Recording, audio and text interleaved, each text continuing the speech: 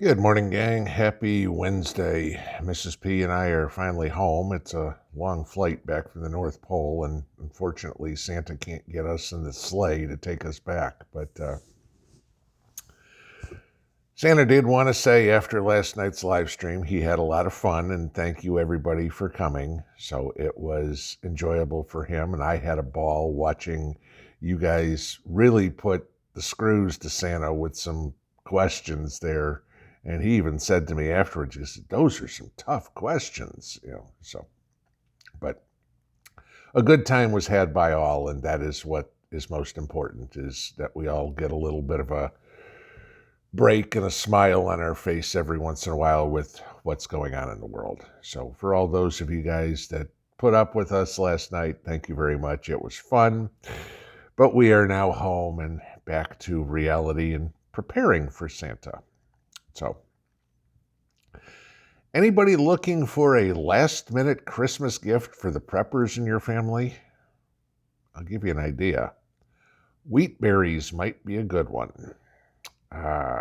We all know this weather front that is starting to hit the lower 48. Supposed to get to me tomorrow. Well, we got a little problem with this.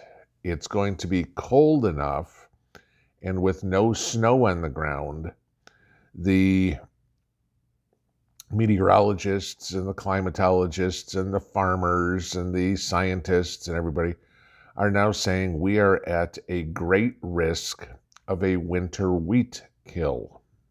Not shortage or drop. Kill it. Okay? This causes a problem. We already know what the cost of flour has done in the course of the last 2 years. Okay, the cost of everything is done in the last 2 years. But bread is a staple.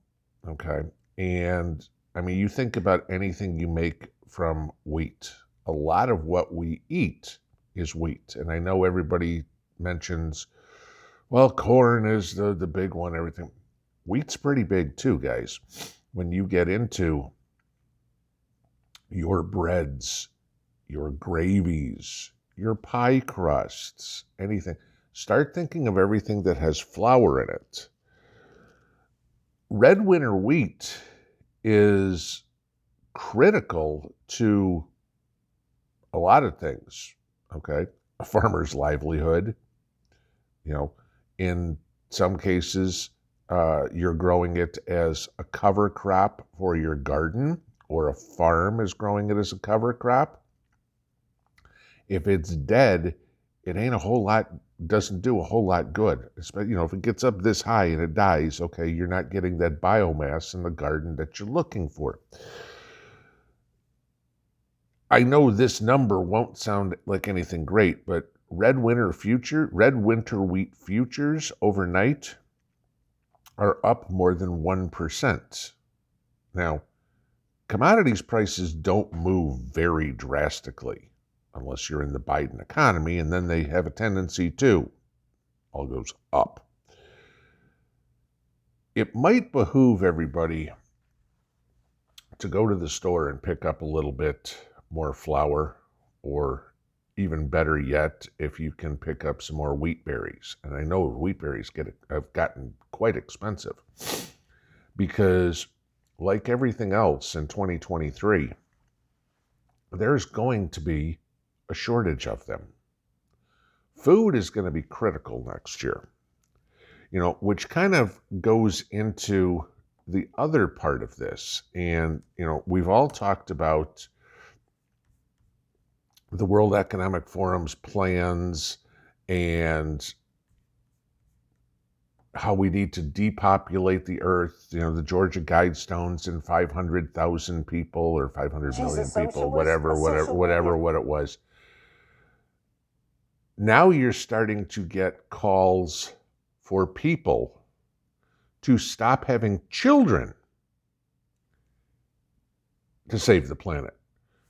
Too many children will cause climate change. I don't know, baby farts, okay, whatever it would be.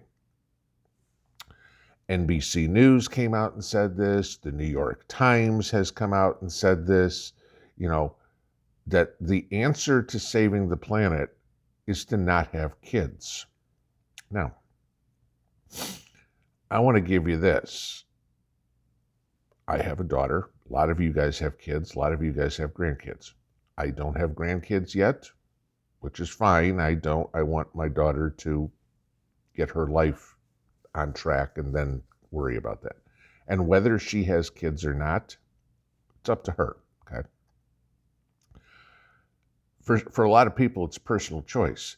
But for officials, the media, the government, whatever, coming out and saying not to have kids, that's a problem. I mean, look what happened. I'll give you a couple examples. Look at the population problem they're having in China. Way too many men, very few women, and they had to pull their one-child policy. Why? Because what was going on? In China, people wanted to have a boy to continue on the family name. So if the woman was pregnant and had a girl, they had an abortion. Oh, there would be another problem, okay? You don't see the same thing potentially going on in the United States. Now, I'll give you this. Adoption is certainly a great option. But raising kids is something that is inherent in all of us to continue on the human race. And for these people to come out and say, stop having kids, they're trying to take one of the greatest joys of life away from people. Not that they're not trying to take every other joy in life away from you, but now when these climate freaks are coming out and saying, don't have children because of the environment, screw you, I got an idea.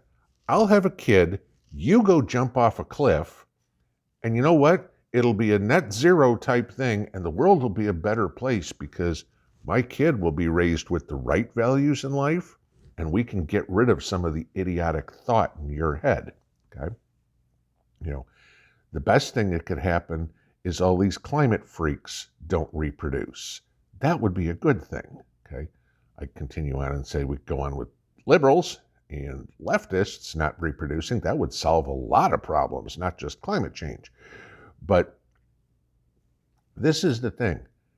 And not that the winter wheat is any sort of government manipulated thing. I know you guys could talk about HARP or anything like that, but whether or not that has anything to do with it, I'm not even going to try to figure that out, okay? Beyond this guy's knowledge. But we seem to be seeing a whole lot of different fires at grain mills lately, right? Plants burning down. Everything and anything keeps pointing to the same thing. Depopulate, depopulate, depopulate. You know what, guys? Go get some more food. Get some more wheat. And if you decide you want to procreate over the holidays, have fun. Pinball out.